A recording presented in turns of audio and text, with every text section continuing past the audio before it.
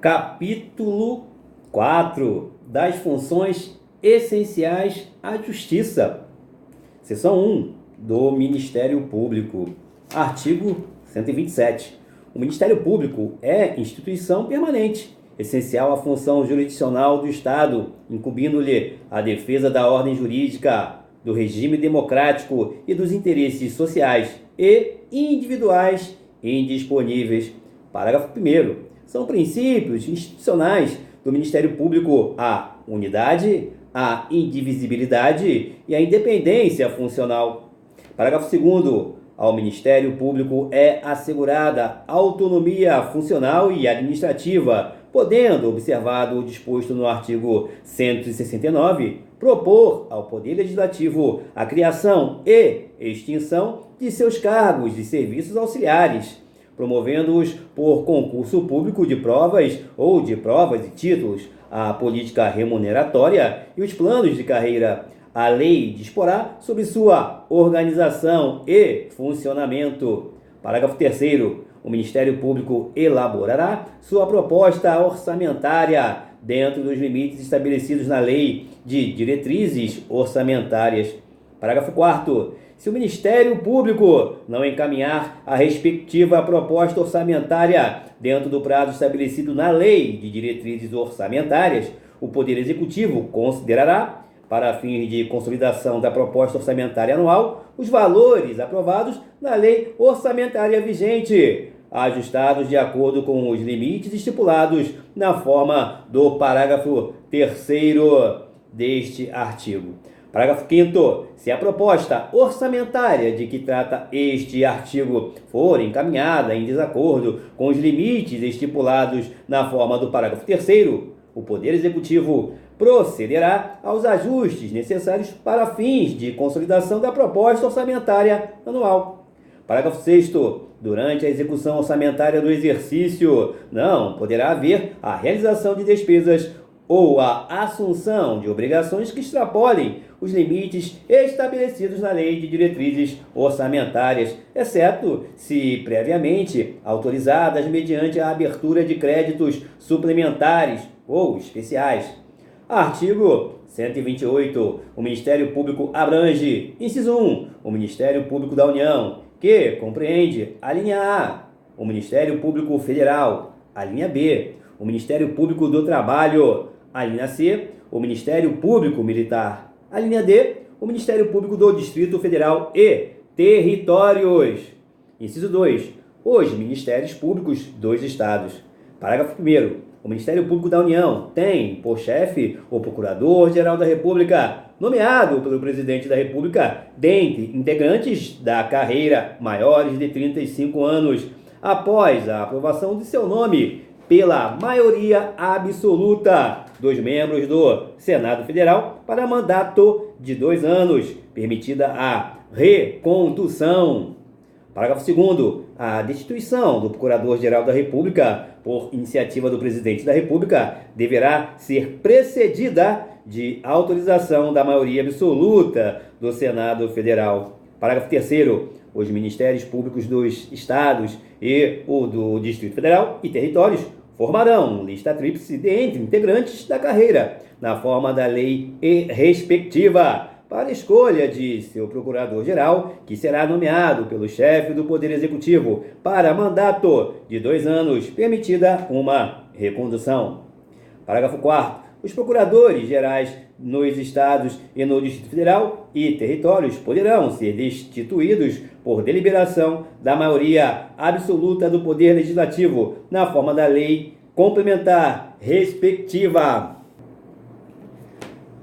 Parágrafo 5º. Leis complementares da União e dos Estados, cuja iniciativa é facultada aos respectivos procuradores-gerais, estabelecerão a organização, as atribuições e o estatuto de cada Ministério Público, observadas relativamente a seus membros, inciso 1, as seguintes garantias. A linha A vitaliciedade após 2 anos de exercício, não podendo perder o cargo, senão por sentença judicial transitada em julgado. A linha B, inamovibilidade, salvo por motivo de interesse público mediante decisão do órgão colegiado competente do Ministério Público, pelo voto da maioria absoluta de seus membros, assegurada ampla defesa. A linha C, irredutibilidade de subsídio, fixado na forma do artigo 39, parágrafo 4º e ressalvado o disposto nos artigos 37, inciso 10 e inciso 11, artigo 150, inciso 2, artigo 153, inciso 3, artigo 153, parágrafo 2º, inciso 1 desta Constituição. Inciso 2, as seguintes vedações. A linha A, receber a qualquer título e sob qualquer pretexto honorários, percentagens ou custas processuais. A linha B, exercer a advocacia. A linha C, participar de sociedade comercial na forma da lei. A linha D, exercer, ainda que em disponibilidade, qualquer outra função pública, salvo uma de magistério. A linha E, exercer atividade político-partidária. A linha F, receber a qualquer título ou pretexto auxílios ou contribuições de pessoas físicas, entidades públicas ou privadas, ressalvadas as exceções previstas em lei. Parágrafo 6º. Aplica-se aos membros do Ministério Público o disposto no artigo 95, parágrafo único, inciso 5. Artigo 129. São funções institucionais do Ministério Público. Inciso 1. Promover privativamente a ação penal pública na forma da lei. Inciso 2. Zelar pelo efetivo respeito dos poderes públicos e dos serviços de relevância pública aos direitos assegurados nesta Constituição, promovendo as medidas necessárias à sua garantia. Inciso 3. Promover o inquérito civil e a ação civil pública para a proteção do patrimônio público e social, do meio ambiente e de outros interesses difusos e coletivos. Inciso 4. Promover a ação de inconstitucionalidade ou representação para fins de intervenção da União e dos Estados, nos casos previstos nesta Constituição. Inciso 5. Defender judicialmente os direitos e interesses das populações indígenas. Inciso 6. Expedir notificações nos procedimentos administrativos de sua competência, requisitando informações e documentos para instruí-los na forma da lei complementar respectiva. Inciso 7. Exercer o controle externo da atividade policial, na forma da lei complementar mencionada no artigo anterior. Inciso 8º. Requisitar diligências investigatórias e a instauração de inquérito policial indicados os fundamentos jurídicos de suas manifestações processuais. Inciso 9. Exercer outras funções que lhe forem conferidas, desde que compatíveis com sua finalidade, sendo-lhe vedada a representação judicial e a consultoria jurídica de entidades públicas. Parágrafo 1º. A legitimação do Ministério Público para as ações civis previstas neste artigo não impede a de terceiros, nas mesmas hipóteses, segundo o disposto nesta Constituição e na lei. Parágrafo 2º. As funções do Ministério Público só podem ser exercidas por integrantes da carreira, que deverão residir na comarca da respectiva lotação, salvo autorização do chefe da instituição. Parágrafo 3º. O ingresso na carreira do Ministério Público far-se-á mediante concurso público de provas e títulos, assegurada a participação da Ordem dos Advogados do Brasil em sua realização, exigindo-se do bacharel em Direito, no mínimo, 3 anos de atividade jurídica e observando-se nas nomeações a ordem de classificação. Parágrafo 4º. Aplica-se ao Ministério Público, no que couber, o disposto no artigo 93 desta Constituição. Parágrafo 5º. A distribuição de processos no Ministério Público será imediata. Artigo 130. Aos membros do Ministério Público, junto aos tribunais de contas, aplicam-se as disposições desta seção pertinentes a direitos, vedações e forma de investidura. Artigo 130-A. O Conselho Nacional do Ministério Público compõe-se de 14 membros nomeados pelo Presidente da República, depois de aprovada a escolha pela maioria absoluta do Senado Federal, para um mandato de 2 anos, admitida uma recondução, sendo: inciso 1, o Procurador-Geral da República, que o preside. Inciso 2, 4 membros do Ministério Público da União, assegurada a representação de cada uma de suas carreiras. Inciso 3, 3 membros do Ministério Público dos Estados.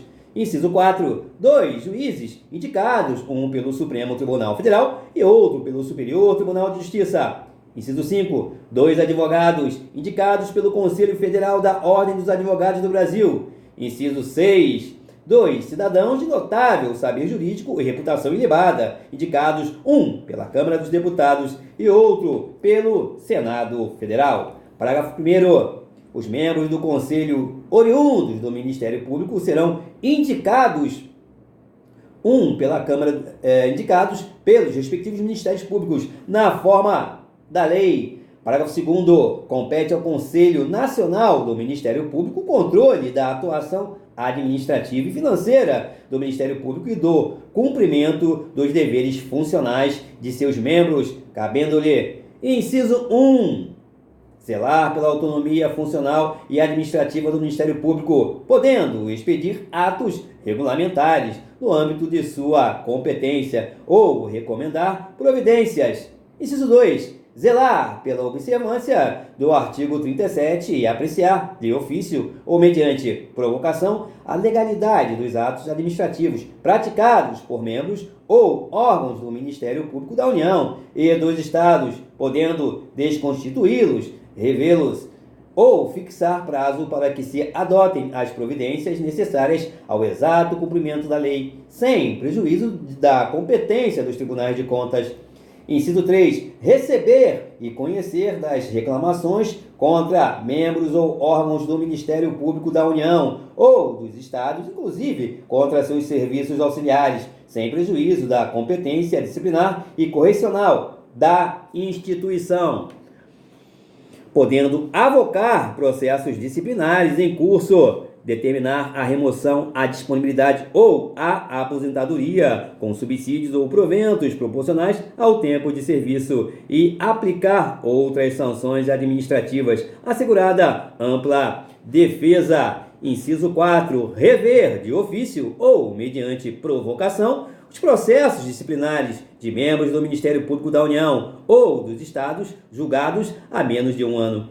Inciso 5. Elaborar relatório anual, propondo as providências que julgar necessárias sobre a situação do Ministério Público no país e as atividades do Conselho, o qual deve integrar a mensagem prevista no artigo 84, inciso 11. Parágrafo 3º. O Conselho escolherá, em votação secreta, um corregedor nacional, dentre os membros do Ministério Público que o integram, vedada a recondução, competindo-lhe, além das atribuições que lhe forem conferidas pela lei, as seguintes. Inciso 1. Receber reclamações e denúncias de qualquer interessado relativas aos membros do Ministério Público e dos seus serviços auxiliares. Inciso 2. Exercer funções executivas do Conselho, de inspeção e correição geral. Inciso 3. Requisitar e designar membros do Ministério Público, delegando-lhes atribuições, e requisitar servidores de órgãos do Ministério Público. Parágrafo 4º. O presidente do Conselho Federal da Ordem dos Advogados do Brasil oficiará, junto ao Conselho. Parágrafo 5º. Leis da União e dos Estados criarão ouvidorias do Ministério Público competentes para receber reclamações e denúncias de qualquer interessado contra membro ou órgão do Ministério Público, inclusive contra seus serviços auxiliares, representando diretamente ao Conselho Nacional do Ministério Público. Seção 2 da Advocacia Pública. Artigo 131. A Advocacia Geral da União é a instituição que, diretamente ou através de órgão vinculado, representa a União judicial e extrajudicialmente, cabendo-lhe nos termos da lei complementar que dispuser sobre sua organização e funcionamento as atividades de consultoria e assessoramento jurídico do Poder Executivo. Parágrafo 1º. A Advocacia Geral da União tem, por chefe, o Advogado-Geral da União, de livre nomeação pelo Presidente da República, dentre cidadãos maiores de 35 anos, de notável saber jurídico e reputação ilibada. Parágrafo 2º. O ingresso nas classes iniciais das carreiras da instituição de que trata este artigo far-se-á mediante concurso público de provas e títulos. Parágrafo 3º. Na execução da dívida ativa de natureza tributária, a representação da União cabe à Procuradoria-Geral da Fazenda Nacional, observado o disposto em lei. Artigo 132. Os procuradores dos Estados e do Distrito Federal, organizados em carreira na qual o ingresso dependerá de concurso público de provas e títulos, com a participação da Ordem dos Advogados do Brasil em todas as suas fases, exercerão a representação judicial e a consultoria jurídica das respectivas unidades federadas. Parágrafo único. Aos procuradores referidos neste artigo é assegurada estabilidade após 3 anos de efetivo exercício, mediante avaliação de desempenho perante os órgãos próprios após relatório circunstanciado das corregedorias. Seção 3 da Advocacia, artigo 133.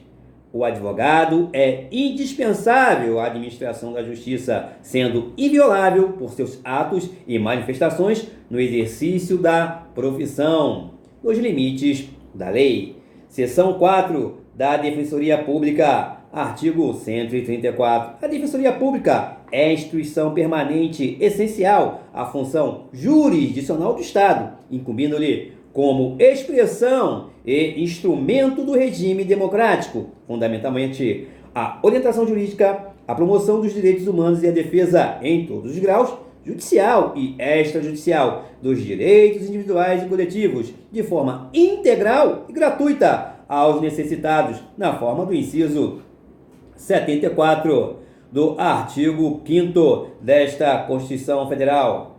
Parágrafo 1º. Lei complementar organizará a Defensoria Pública da União e do Distrito Federal e dos territórios e prescreverá normas gerais para a sua organização nos estados, em cargos de carreira providos na classe inicial mediante concurso público de provas e títulos, assegurada a seus integrantes a garantia da inamovibilidade e vedado o exercício da advocacia fora das atribuições institucionais.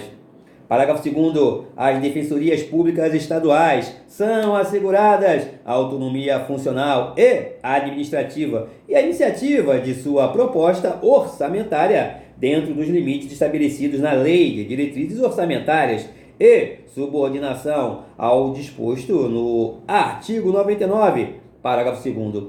Parágrafo 3º. Aplica-se o disposto no parágrafo 2º às defensorias públicas da União e do Distrito Federal. Parágrafo 4º. São princípios institucionais da Defensoria Pública a unidade, a indivisibilidade e a independência funcional, aplicando-se também, no que couber, o disposto no artigo 93 e no inciso 2º do artigo 96 desta Constituição Federal. Artigo 135. Os servidores integrantes das carreiras disciplinadas nas seções 2 e 3 deste capítulo serão remunerados na forma do artigo 39, parágrafo 4º desta Constituição. Título 5. Da defesa do Estado e das instituições democráticas.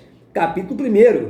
Do Estado de Defesa e do Estado de Sítio. Seção 1. Do Estado de Defesa. Artigo 136. O Presidente da República pode, ouvidos o Conselho da República e o Conselho de Defesa Nacional, decretar estado de defesa para preservar ou prontamente reestabelecer em locais restritos e determinados a ordem pública ou a paz social, ameaçadas por grave e iminente instabilidade institucional ou atingidas por calamidades de grandes proporções na natureza. Parágrafo 1º. O decreto que instituir o estado de defesa determinará o tempo de sua duração, especificará as áreas a serem abrangidas e indicará, nos termos e limites da lei, as medidas coercitivas a vigorarem dentre as seguintes. Inciso 1. Restrições aos direitos de, a linha A, reunião, ainda que exercida no seio das associações. A linha B, sigilo de correspondência. A linha C, sigilo de comunicação telegráfica e telefônica. A inciso 2, ocupação e uso temporário de bens e serviços públicos, na hipótese de calamidade pública, respondendo à União pelos danos e custos decorrentes.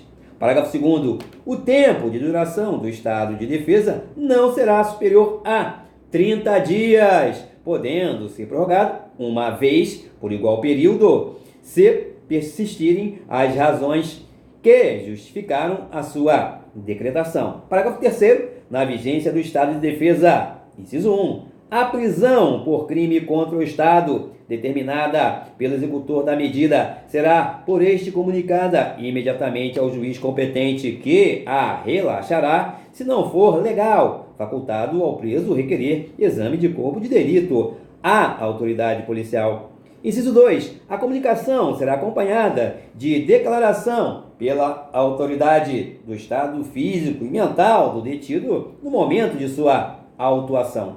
Inciso 3. A prisão ou detenção de qualquer pessoa não poderá ser superior a 10 dias, salvo quando autorizada pelo Poder Judiciário. Inciso 4. É vedada a incomunicabilidade do preso. Parágrafo 4º.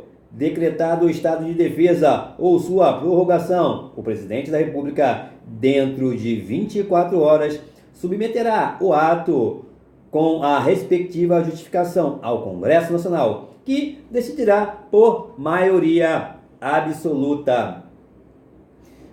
Parágrafo 5º. Se o Congresso Nacional estiver em recesso, será convocado extraordinariamente no prazo de 5 dias. Parágrafo 6º. O Congresso Nacional apreciará o decreto dentro de 10 dias contados de seu recebimento, devendo continuar funcionando enquanto vigorar o estado de defesa. Parágrafo 7º. Rejeitado o decreto, cessa imediatamente o estado de defesa. Seção 2. Do estado de sítio. Artigo 137. O presidente da República pode, ouvidos o Conselho da República e o Conselho de Defesa Nacional, solicitar ao Congresso Nacional autorização para decretar o estado de sítio nos casos de: inciso 1, comoção grave de repercussão nacional ou ocorrência de fatos que comprovem a ineficácia de medida tomada durante o estado de defesa. Inciso 2, declaração de estado de guerra ou resposta à agressão armada estrangeira. Parágrafo único. O presidente da República, ao solicitar autorização para decretar o estado de sítio ou sua prorrogação, relatará os motivos determinantes do pedido, devendo o Congresso Nacional decidir por maioria absoluta. Artigo 138. O decreto do estado de sítio indicará a sua duração, as normas necessárias à sua execução e as garantias constitucionais que ficarão suspensas e, depois de publicado, o presidente da República designará o executor das medidas específicas e as áreas abrangidas. Parágrafo 1º. O estado de sítio, no caso do artigo 137, inciso 1, não poderá ser decretado por mais de 30 dias, nem prorrogado de cada vez por prazo superior. No do inciso 2, poderá ser decretado por todo o tempo que perdurar a guerra ou a agressão armada estrangeira. Parágrafo 2º. Solicitada a autorização para decretar o estado de sítio durante o recesso parlamentar, o presidente do Senado Federal, de imediato, convocará extraordinariamente o Congresso Nacional para se reunir dentro de 5 dias, a fim de apreciar o ato. Parágrafo 3º. O Congresso Nacional permanecerá em funcionamento até o término das medidas coercitivas. Artigo 139. Na vigência do estado de sítio, decretado com fundamento no artigo 137, inciso 1, só poderão ser tomadas contra as pessoas as seguintes medidas. Inciso 1. obrigação de permanência em localidade determinada. Inciso 2. Detenção em edifício não destinado a acusados ou condenados por crimes comuns. Inciso 3. Restrições relativas à inviolabilidade da correspondência, ao sigilo das comunicações, à prestação de informações e à liberdade de imprensa, radiodifusão, televisão, na forma da lei. Inciso 4. Suspensão da liberdade de reunião. Inciso 5. Busca e apreensão em domicílio. Inciso 6. Intervenção nas empresas de serviços públicos. Inciso 7. Requisição de bens. Parágrafo único. Não se inclui nas restrições do inciso 3º a difusão de pronunciamentos de parlamentares efetuados em suas casas legislativas, desde que liberadas pela respectiva mesa. Seção 3. Disposições gerais. Artigo 140. A mesa do Congresso Nacional, ouvidos os líderes partidários, designará comissão composta de 5 de seus membros para acompanhar e fiscalizar a execução das medidas referentes ao estado de defesa e ao estado de sítio. Artigo 141. Cessados o estado de defesa ou o estado de sítio, cessarão também seus efeitos, sem prejuízo da responsabilidade pelos ilícitos cometidos por seus executores ou agentes. Parágrafo único. Logo que cesse o estado de defesa ou estado de sítio, as medidas aplicadas em sua vigência serão relatadas pelo Presidente da República em mensagem ao Congresso Nacional, com especificação e justificação das providências adotadas, com relação nominal dos atingidos e indicação das restrições aplicadas.